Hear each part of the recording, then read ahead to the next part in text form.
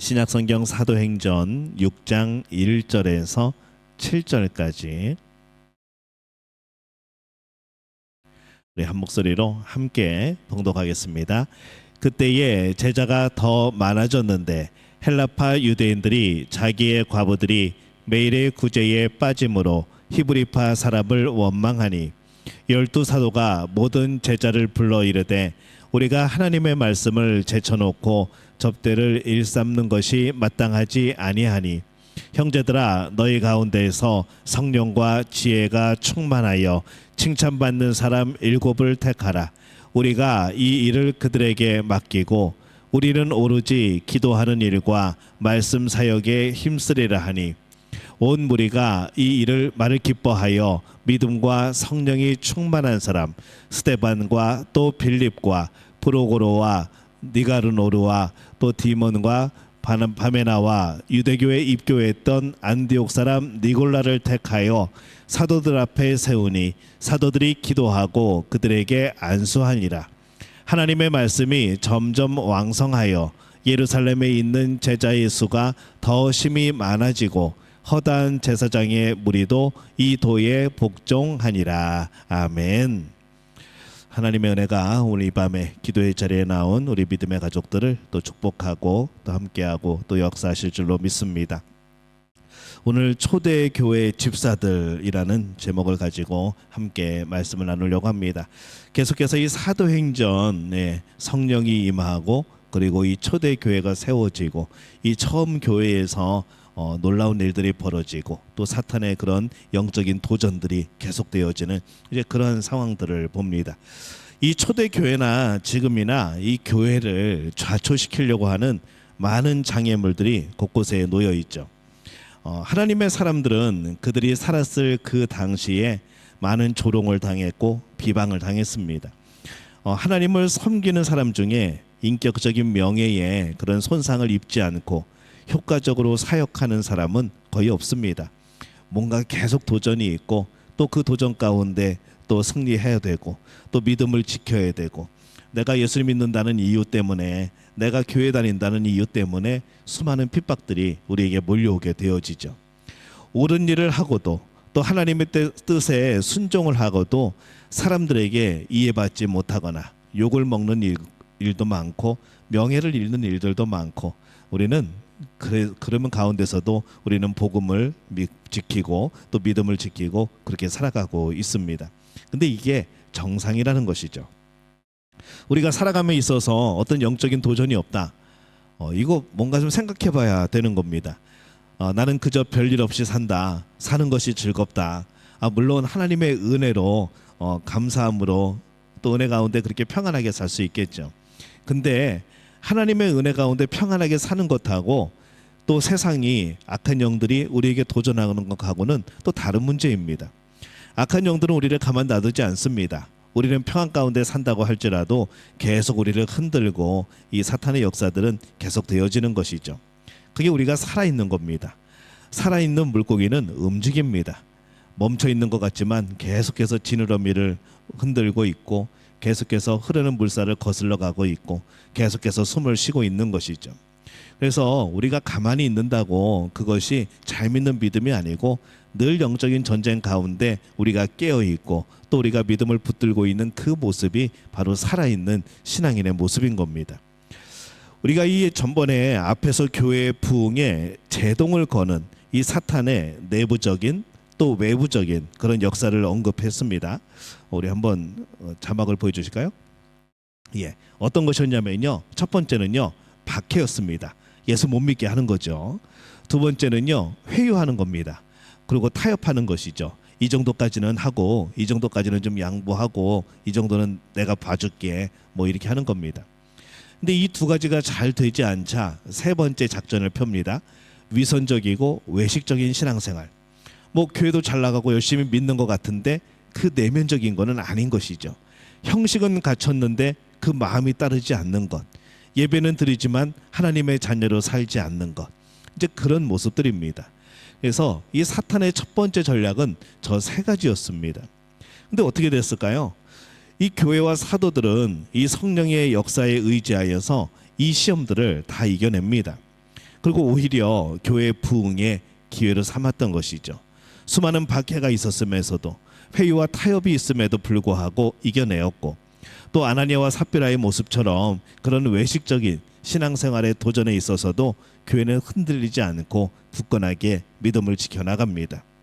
오히려 부흥의 역사가 나타난 겁니다. 그래서 교회는 전도와 교육뿐 아니라 물질을 나누는 구제도 계속되어진 것이죠.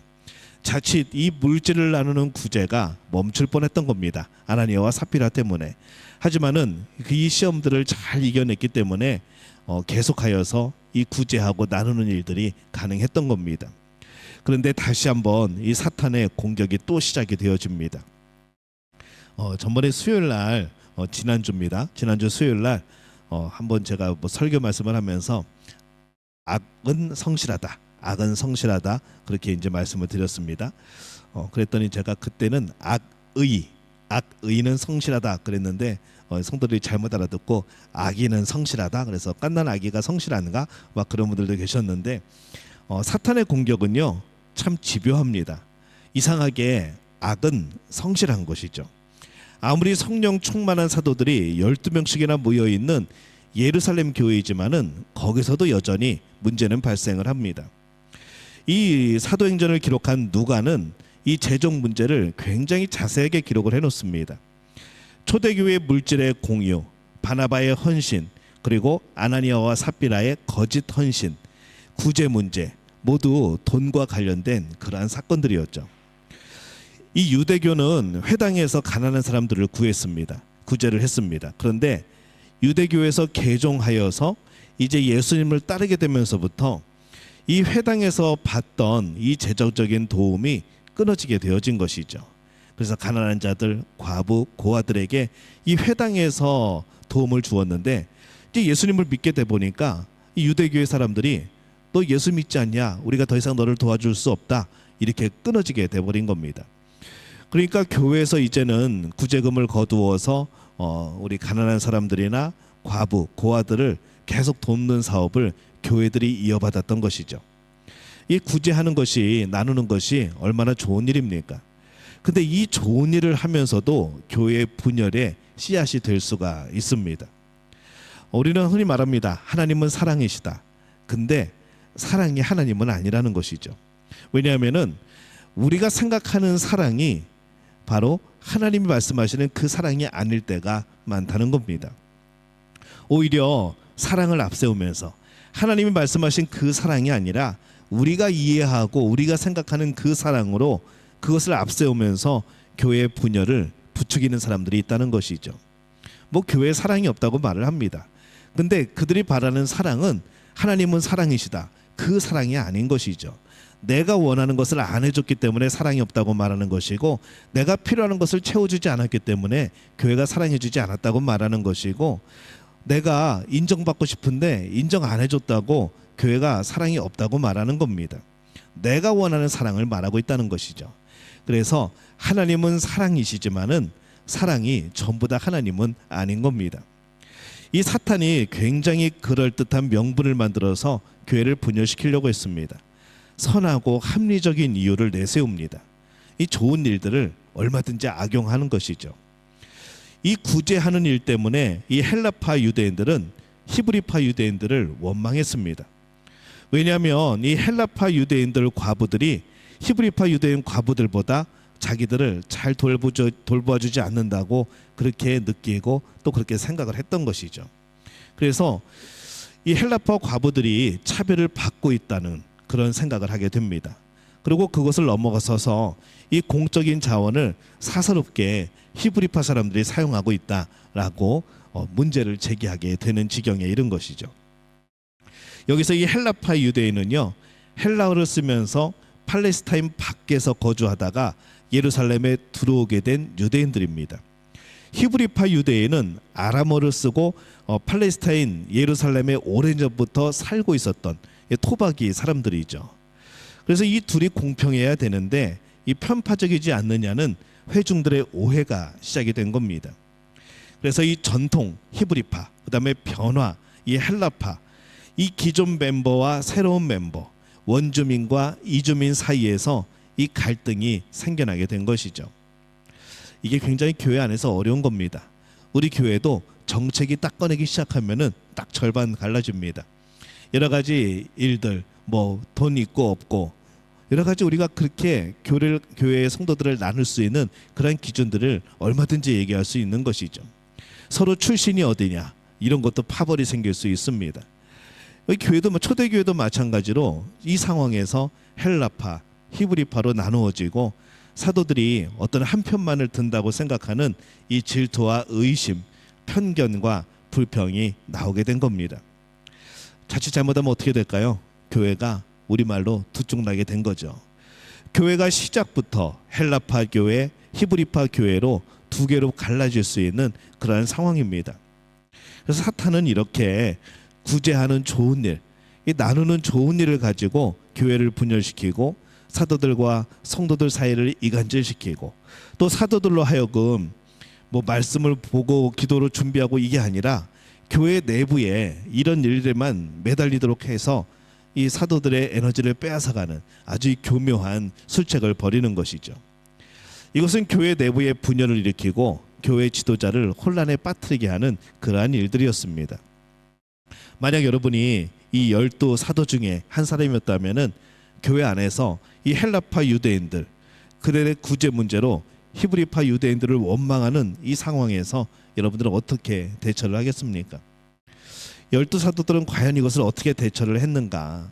그들은 그 안에 뛰어들어가 가지고 설득하는 게 아니고 그 안에 뛰어들어가 가지고 뭐 한쪽을 잠재우는 게 아니고 전혀 다른 방식을 취했습니다. 이 12 사도들이 모든 교우들을 불러놓고 이렇게 말합니다. 사도행전 6장 3절에서 4절 말씀입니다. 우리 함께 읽습니다. 형제들아 너희 가운데서 성령과 지혜가 충만하여 칭찬받는 사람 7을 택하라. 우리가 이 일을 그들에게 맡기고 오로지 기도하는 일과 말씀 사역에 힘쓰리라 하니. 이것이 12 사도가 택한 방법입니다. 사도들은 우선순위를 먼저 정한 것이죠. 물질보다 중요한 것이 있다는 자신들의 부르심을 받은 이 첫 번째 이유를 설명을 한 겁니다. 이 하나님이 사도들을 부른 이유는 말씀을 전하는 것과 기도하는 것이라는 거죠. 기도는 하나님 앞에 사람들을 위해서 말을 하는 겁니다. 말씀은 사람들 앞에 하나님의 말씀을 전하는 겁니다. 그래서 이 기도와 말씀은 항상 함께하는 것이죠. 기도하며 말씀을 선포하고 또 기도하고. 이 모든 교회의 문제는 왜 생기는가 생각해 보면요, 여러 가지 감정의 문제가 아닙니다.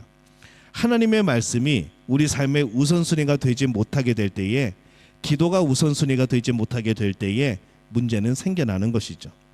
우리들의 개인적인 문제도 마찬가지입니다. 하나님과의 관계 속에서 우리가 기도와 말씀으로 그 관계가 회복되지 못하면은 하나님과 멀어지게 된다는 것이죠. 하나님은 빛입니다. 하나님은 사랑입니다. 하나님은 평안을 주시죠. 근데 하나님과 멀리 떨어지게 되면은 그것들을 잃어버리는 겁니다. 사랑을 잃어버리고 평안을 잃어버리고 하나님의 뜻을 잃어버리게 되어지는 거죠. 마찬가지로 이 교회의 문제 해결도 하나님의 말씀, 기도하는 일을 통하여서 이루어지는 겁니다. 그래서 그럽니다. 목사님들 대부분 그렇습니다. 교회 문제가 생기면은 뭘 하고 있는가? 그냥 꿋꿋하게 말씀 전합니다. 그냥 꿋꿋하게 기도합니다.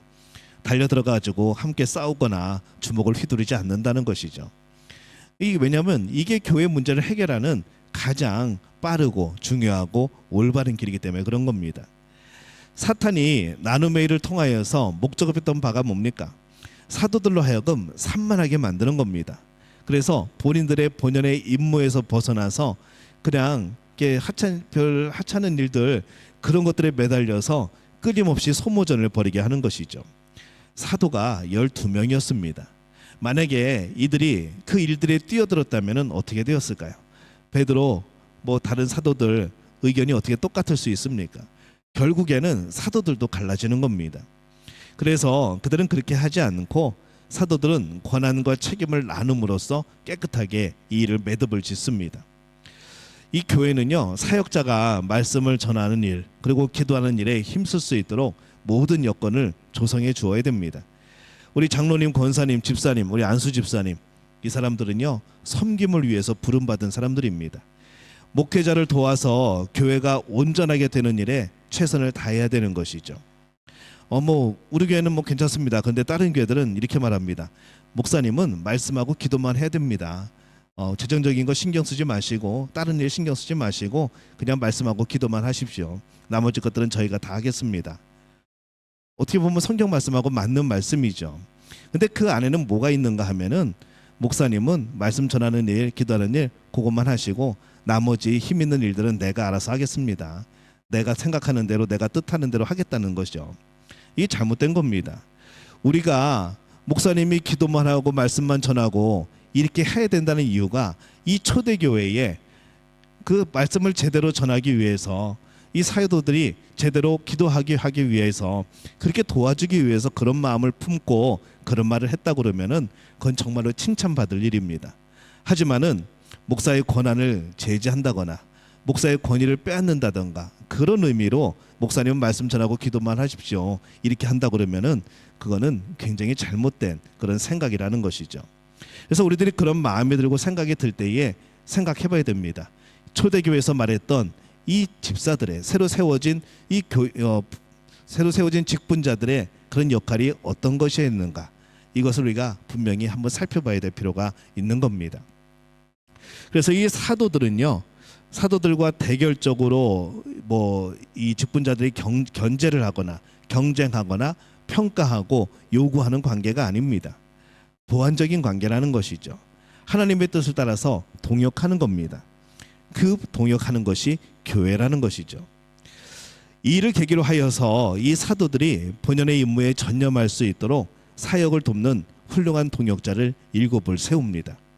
나중에는 오히려 이 사도행전 6장 7절에 보면요, 하나님의 말씀이 점점 왕성하여 예루살렘에 있는 제자의 수가 심히 많아지고 허다한 제사장의 무리도 이 도에 복종하니라, 이렇게 기록을 하고 있습니다. 교회가 안정을 찾는 정도가 아니라 훌륭한 동역자들, 더 많은 제자들을 얻게 된 것이죠. 믿음의 사람에게는 나타나는 문제들은 단순히 해결돼서 끝나는 것이 아닙니다. 우리는 그런 일들을 통하여서, 이런 문제를 통하여서 더 앞설 수 있는 겁니다. 전화위복이 되어지는 것이죠. 그래서 같은 돌이라도 믿지 않는 이들에게는 그 돌은 걸림돌이 되어집니다. 하지만은 믿는 이들에게 그 돌은 디딤돌이 되어지는 것이죠. 한번 따라해 볼까요? 저는 이 문장이 되게 멋있는데 한번 따라해 봅시다. 같은 돌이라도 믿지 않는 이에게는 걸림돌이 되지만 믿는 이들에게는 디딤돌이 된다. 자, 우리에게 적용하면요, 그렇습니다. 여러분 삶에 닥친 여러 가지 문제들이 믿지 않는 이들은 왜 이런 일이 생겼나, 이게 무슨 일인가 하면서 낙심할 겁니다. 하지만 믿는 사람들은요, 이 희망이 있는 겁니다. 소망이 있는 것이죠. 오히려 기뻐할 수 있는 겁니다. 왜냐하면 이게 걸림돌이 아니라, 그 문제가 걸림돌이 아니라 디딤돌이 되어지는 겁니다. 그 일들을 통하여서 하나님을 발견하게 되고 하나님의 능력을 경험하게 되고 하나님의 손길을 경험하게 되어지는 것이죠. 초대교회 집사들이 이렇게 해서 생겨나게 됩니다. 사도들과 동역하면서 그들의 부족을 채워주고 사도들이 말씀을 전하고 기도하는 일에 전무하도록 나머지 일들을 도맡아 주는 것이죠. 이 집사라는 단어는요, 섬긴다는 뜻입니다. 디아코니아라는 말을 쓰는데 직분을 말한다기보다는 다른 성도들을 섬기기 위해 세웠다는 이제 그러한 뜻입니다. 그들을 통하여서 교회가 하나가 되었고요, 교회가 온전케 되었고 교회가 부흥한 것이죠. 집사들은 교회의 재정을 관리하고 가난한 자를 돌보는 봉사일을 맡았습니다. 그들이 공평하게 그들이 서로 도우면서 그렇게 은혜롭게 그 일들을 감당을 했던 것이죠. 더 나아가서 그들은 전도도 합니다. 이 초대교회에서 안수하여 세운 집사들의 중요한 역할은 바울을 있게 하였고 또 스데반이 바울에 있어서 큰 역할을 했던 것처럼 이 에디오피아 내시에게 전도한 빌립처럼 굉장히 두드러지게 나타난다는 것이죠. 어떻게 보면은 지금 막 선교사들이나 지금 목사님들이나 막 그러한 모습들이 나타나는 겁니다. 초대 집사님들이 저는 바로 우리 교회 집사님들이었으면 좋겠습니다. 그런 모델이 되었으면 좋겠다는 것이죠. 우리 믿음교회 집사님들, 우리 믿음교회 안수 집사님들이 그냥 집사, 어쩌다 보니 어집 어쩌다 보니 집사가 아니라, 어쩌다 보니 안수 집사가 아니라, 어쩌다 보니까 권사가 아니고, 어쩌다 보니까 장로가 아니고, 정말 하나님이 주신 큰 은혜라고 생각을 하고, 이 초대교회 집사들에게 나타났던 이 놀라운 모습들이 우리 교회 직분자들에게도 나타날 수 있기를 바랍니다. 예, 아멘을 크게 하셔야 됩니다. 자, 먼저 교회 안에 같이 머물고 있는 사람 중에서 이 집사를 택했던 것이죠. 자원하는 사람을 선택한 것이 아니고 일정한 요건을 갖춘 사람을 심사해서 평가하여 선택을 했습니다. 7명을 선택했는데 그 기준은 3가지였습니다. 첫째는요, 성령이 충만해야 됐습니다. 영적인 요건을 갖춰야 된다는 거죠. 두 번째는 지혜가 있어야 됩니다. 왜냐하면 지혜가 있어야 일을 합니다. 세 번째는요, 사람들에게 칭찬을 듣는 사람이어야 됐습니다. 도덕적인 요건이 잘 갖춰져야 됐다는 것이죠. 그래서 영적인 조건, 실제적인 일을 할 수 있는 조건, 그 다음에 도덕적인 조건이 갖춰져야 집사로 안수를 했던 겁니다. 사람을 세우는 원칙이죠. 내적으로는 성령과 지혜가 충만하고 외적으로는 칭찬을 듣는 사람. 성령과 지혜가 충만하기는 한데 사람들에게 칭찬 듣지 못하는 사람, 안 되는 겁니다. 사람들에게 칭찬은 듣는데 막상 내면에 성령의 지혜가 충만치 않은 사람, 안 되는 것이죠. 교회의 직분은 무엇보다도 성령님의 인도하심을 따라 행하는 겁니다. 성령이 충만해야 사명 감당이 됩니다. 그리고 성령이 충만한 것과 지혜가 충만한 것은 서로 보완 관계에 있다는 것이죠. 성령이 충만하다고 너무 분별 없이 행동해서도 안 되고, 지혜가 있다고 해서 성령의 인도하심을 무시해서도 안 되고, 그리고 사람들에게 평판이 좋아야 되는 거죠. 훌륭한 인격을 가지고 말이나 행동에 있어서 본이 되는 사람들, 남에게 존경을 받는 사람이어야 되는 겁니다. 여기에서 바른 섬김도 나오는 것이고 영적인 지도력도 나오는 겁니다. 이 중에 하나도 빠지면요, 이게 능력이 없어집니다. 왜냐하면 무슨 말을 할 때마다 그게 따라올 겁니다. 자기나 잘하지. 그렇게 따라와 버리면은 권위가 사라져 버리는 것이죠. 믿음과 성령이 충만한 사람, 스데반과 빌립과 브로고로와 니가노르와 디몬과 바메나와 우리 니골라, 이 사람들이 집사로 세워집니다. 성도들이 추천하고 사도들이 잘 평가하여서 안수하여서 집사로 삼습니다. 그래서 이 헬라 이름을 가진 사람 7이 선정이 되어진 것이죠. 이들을 안수하여서 세웁니다. 안수하는 것은 비록 사도들이 그 머리에 손을 얹고 기도하지만은 하나님께서 특별한 사명을 부어주시는 그런 표식으로 믿었습니다. 그리고 안수할 때 하나님께서 절대적으로 부어주시는 은혜, 그리고 성도들을 위하여 축복하며 기도하는 은총이 임하게 된 것이죠. 그래서 우리 안수 집사들은요, 조금 특별한 분들입니다. 우리 장로님들도, 우리 권사님들도 우리 전번부터는 안수를 했지만은 안수를 한다는 거 그냥 제가 손 얹는 거지만은 그 손이 제가 얹는 손이 아니고 하나님께서 인정하시는 손이라는 것이죠. 그래서 하나님께 인정받은, 하나님이 선택한 여러 직분이 바로 여러분이 받은 직분들입니다. 그래서 이 직분을 생각하게 될 때에 그냥 어쩌다 보니까 집사가 되고 어쩌다 보니까 직분자가 되는 것이 아니라 하나님께서 나를 선택하셨다는 그런 마음을 가지고 그렇게 그것에 대해서 귀중함과 소중함을 그런 깨닫는 우리 믿음의 가족들 되어주시기를 바랍니다. 교회의 선출과 사도의 안수는요, 교회의 인정이 되어지는 것이고 사도의 권위를 부여하는 겁니다. 근데 결과적으로 이 일들이 어떻게 되었는가? 교회는 부흥하고 사탄은 패배하고 모든 것이 전화위복이 되어진 거죠. 그래서 이 초대교회는요, 바른 집사의 선택이 교회 부흥의 지름길이었습니다.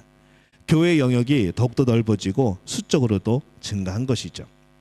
이 사탄은요, 선한 일, 헌금과 나눔, 이것을 가지고 어려운 문제를 야기시키는 그러한 술수를 행했습니다. 이 성령님은 이 어려운 문제를 가지고도 은총의 수단으로 변화시키는 능력을 주셨던 것이죠. 우리가 이제 앞으로 말씀을 계속 나누게 될 때요, 7장에서는요 이 집사들이 어떻게 활동을 하는가, 사도행전인데 집사의 행전이 나오기 시작합니다. 그래서 스데반 집사가 어떤 일을 벌였는가, 그러고 나서 이 바울이 또 놀라운 변화를 걷게 되어지고, 또 8장에는 빌립 집사의 또 이 집사의 행전이 나옵니다. 이들을 처음 세울 때는 구제하는 일을 감당하기 위해서 세웠지만은 그들은 그 이상의 일들을 했던 것이죠. 스데반이 없었다면은 바울이 나올 수 없었을 겁니다.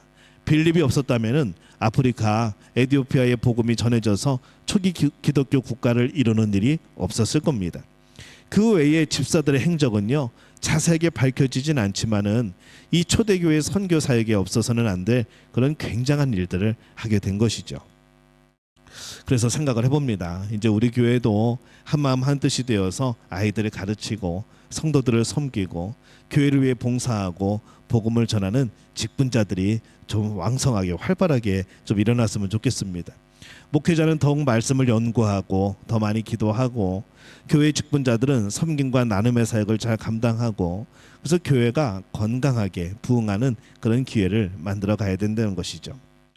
나이가 30이면 그래도 어느 정도 자기 인생에 책임지지 않습니까? 우리 교회 이제 내년에 30년입니다. 30년이 됐으면 이제 뭔가 조금 바로 서는 그런 교회가 되어야 되지 않겠습니까?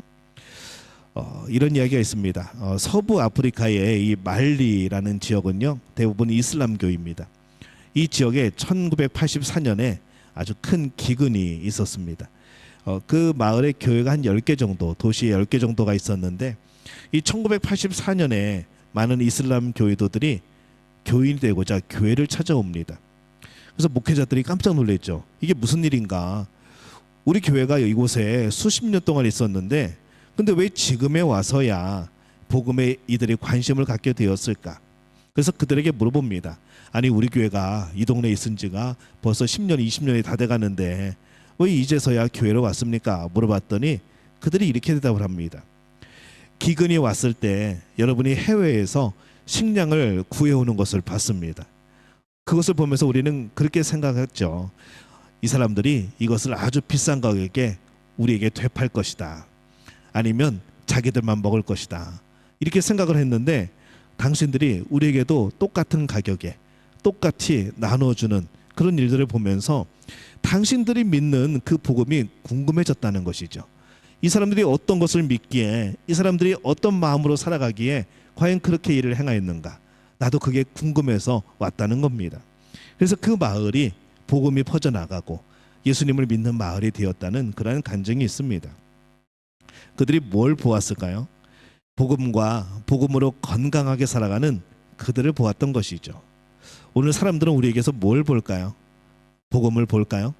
복음으로 인해서 복음으로 살아가면서 건강하게 살아가는 우리들의 신앙생활을 볼까요? 저는 그렇게 되었으면 좋겠습니다. 우리가 부족하지만은 우리가 그렇게 살아야 됩니다. 복음으로 살아야 되고 복음의 놀라운 능력과 변화를 우리가 힘입어야 되는 것이죠. 우리가 변화되면 다른 사람들이 변합니다. 우리 교회가 변화되어지면은 지역사회가 변하는 겁니다. 우리는 가만히 있으면서 니네들 변해라 절대로 변하지 않습니다. 우리가 변하면은 그들은 자연적으로 관심을 갖고 복음의 능력을 간접적으로 경험하고 오게 되어지는 것이죠. 그래서 우리가 먼저 복음으로 건강한 삶을 사시기를 바랍니다. 오늘 하나님께서 우리에게 맡겨주신 복음을 잘 전하고 또 우리의 삶이 우리의 가정이 건강하여지고 그래서 우리가 살아가는 모든 순간들이 복음을 전하는 복음을 알리는 그런 모습이 되어질 수 있기를 예수님의 이름으로 축원합니다.